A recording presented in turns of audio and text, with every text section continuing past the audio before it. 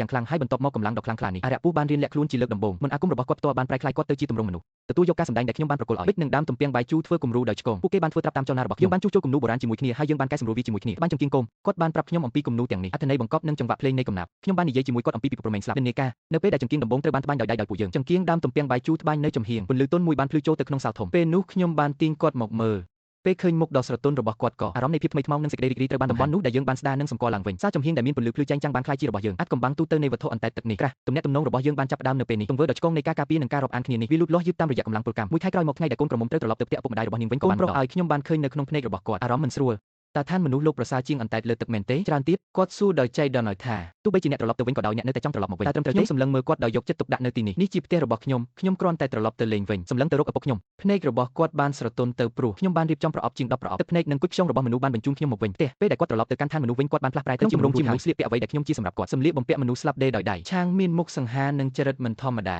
អ្នកដែលលើសពីលោកីគឺដូចជាមនុស្សហំតាពេលគាត់កាន់ដៃខ្ញុំមានអារម្មណ៍ថាពេលដែលខ្ញុំដើរឆ្លងកាត់ច្រកទ្វារទីធ្លាទឹកមុខរបស់ម្ដាយនិងប្អូនស្រីរបស់ជីវាបានក្លាយទៅជាបង្ខូចទ្រង់ទ្រីភ្លាមដំបូងឡើយពួកគេគិតថាខ្ញុំគាត់លងទឹកហើយឥឡូវនេះខ្ញុំឃើញគាត់ហើយមិនត្រឹមតែពួកគេនៅរូបប៉ុណ្ណោះទេថែមទាំងត្រូវបានតុបតែងដោយមាសនិងប្រាក់ទៀតផងហើយមានបុរសសង្ហាម្នាក់នៅក្បែរខ្ញុំបុរសនោះភ្លើងដ៏ខ្លាំងនោះអណ្ដាតភ្លើងស្ទើរតែលេបត្របាក់ពួកគេខំភ្នែករបស់លីវមីងឈឺកាន់តែច្បាស់លីលំគ្នាដោយមិនលាក់បាំងជាប្រភេទមនុស្សលោភលន់ប៉ុន្តែមានការតាំងចិត្តខ្ពស់ចលនាដែលបានកិននីរួចជាស្រេចដែលប្រកាសជាទទួលបានជោគជ័យនៅពិធីជប់លៀងគឺចម្លែកណាស់មីងជូជីអូសាយឈួងសាយដោយអចេតនាគាត់បានរៀបរាប់ថាបងស្រីតាបងស្រីនៅចាំទេតើអ្នកស្គាល់អានមីងពីភូមិចិត្តខាងទេពេលនោះគាត់លងស្នេហ៍អ្នកខ្លាំងពេកហើយមានន័យជ្រៅណាស់ឥឡូវអ្នករៀបការហើយគាត់ទំនងជានឹងខូចចិត្តអស្ចារ្យមែនខ្ញុំហៀបនឹងពន្យល់ពេលដែលម្ដាយរបស់ជីគាត់ធ្វើពុតជាស្ដីបន្ទោសពីចំហៀងប៉ុន្តែតាមពិតទៅគុំនិយាយមិនសមហេតុសមផលអីឈិនយូវូឥឡូវនេះខ្ញុំជាស្ត្រីរៀបការហើយតើខ្ញុំអាចធ្វើដូចការរំលឹកឡើងវិញនៅអតីតកាលខ្ញុំសម្លឹងមើលនាងប៉ុន្តែឃើញថានាងស្លៀកសម្លៀកបំពាក់ពណ៌ខ្មៅអារម្មណ៍ច្រណែនឈ្នានីសបានភ្លឺឡើងក្នុងភ្នែករបស់នាងសន្លប់ស្ដុកស្ដឹងមួយខ្ញុំដឹងថាមានអ្វីមួយខុសហើយចង់យល់វាដៃរបស់នាងប៉ុន្តែនាងនៅស្ងៀមពួកគេបានជិះវៀងវាបន្ទាប់ពីផឹកអស់3ជុំម្ដាយរបស់ជីបាននិយាយរឿងនេះម្ដងទៀតខ្ញុំត្រូវនៅក្រោមទឹករយៈពេល2-3ថ្ងៃគាត់បាននិយាយថាគាត់ចង់ពង្រីកការយល់ដឹងរបស់គាត់ទោះបីជាស្វាមីមិនពេញចិត្តក៏ដោយក៏គាត់គ្មានការបដិសេធទេខ្ញុំមិនបានកត់សម្គាល់ទេម្ដាយរបស់ជីមិននៅពេលវាបើកខ្ញុំដាក់គំនូពីរបីសន្លឹកដោយស្ងាត់ក្រដាស់ដែលមានអក្សររូនចម្លែកលាក់ទុកវាត្រូវបានលាក់នៅក្នុងដៃអោរបស់គាត់ថ្ងៃទី4មុនពេលខ្ញុំក្រោកពីដំណេកបន្ទាប់មកគាត់បាននិយាយអ្វីមួយនៅខាងក្រៅសំឡេងស្រែករបស់មីងជូប្អូនស្រីតើអ្នកអាចធ្វើបែបនេះចំពោះបងថ្លៃរបស់អ្នកដោយរបៀបណាបេះដូងខ្ញុំតានតឹងខ្លាំងហើយខ្ញុំក៏ប្រញាប់ចេញទៅឃើញមីងជូលុតជង្គង់លើដេហើយយំទឹកភ្នែកហូរចុះមកលើមុខនាងចាប់ប្រកាន់ខ្ញុំថាមិនបានអានហៅស៊ីនមុខប្តីនាងប្រែជាស្លេកស្លាំងនាងក៏គាត់ច្របាច់បបោមាត់ចូលគ្នាយ៉ាងណែនហើយប្រញាប់ចូលទៅដោយស្ងៀមស្ងាត់មួយសន្ទុះក្រោយមកនៅក្នុងបន្ទប់ខ្ញុំនាងបានយកទាំងនេះគឺជាសន្លឹកជាច្រើនដែលឆ្លាក់ដោយតាលីស្រូដាស្វលឿងដែលមានមន្តអាគមបានចេញមកហើយមានតែប៉ុណ្ណឹងសម្លៀកបំពាក់មួយពីដៃអោរបស់ម្ដាយដែលមានរបស់នាងត្រជាក់ហើយប្រងើយកន្តើយជីវិតលែងមានភាពកក់ក្ដៅដូចអតីតកាលទៀតហើយភាពទន់ភ្លន់មានតែកំហឹងដែលគ្មានព្រំដែនប៉ុណ្ណោះដែលនៅសល់ភ្លើងនឹងទុកព្រួយនាងស្រែកឡើងថាឯងហ៊ានលបួងខ្ញុំយ៉ាងណាពុជីចាសាសនាតើចង់ដាក់ខ្ញុំនៅទីបញ្ចប់ដ៏លំបាកមួយដែលខ្ញុំឲ្យខ្ញុំពិតជាមិនដឹងថាមានរឿងអ្វីកើតឡើងទេមានរឿងអ្វីកើតឡើងការពន្យល់របស់ខ្ញុំមិនគ្រប់គ្រាន់តតែសោះនាងគាត់ត្រូវបានខ្វាក់ភ្នែកដោយកំហឹង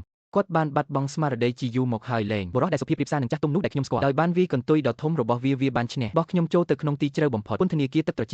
ជាក់ខ្លាំងនៅក្នុងអណ្ដូងទឹកវាបានលូនចូលទៅក្នុងខ្លួនខ្ញុំទាំង4សូម្បីតែក្មេងដែលត្រជាក់បំផុតក៏មានអារម្មណ៍ត្រជាក់ដែរប៉ុន្តែបេះដូងខ្ញុំបានរួញខ្លួននៅជ្រុងមួយចិត្តខ្ញុំគាត់បន្តគិតអំពីនាងសម្លេងក្រហមយ៉ាងខ្លាំងនិងភាពមិនប្រាកដប្រជានៅក្នុងភ្នែករបស់នាងការស្អប់ខ្ពើមដែលកើតចេញពីជីវិតដូច្នេះ500ឆ្នាំនៃភាពឯកោក៏ដូចគ្នាដែរវាមិនអាចប្រៀបធៀបទៅនឹងក្រដាស់ពណ៌លឿងមួយចំនួនទេបន្ទាប់ពីរយៈពេលដែលមិនស្គាល់គុកកងឹតទឹកអារម្មណ៍ឯកោមួយកើតចេញពីខាងក្រៅសម្លេងប្រពន្ធយូ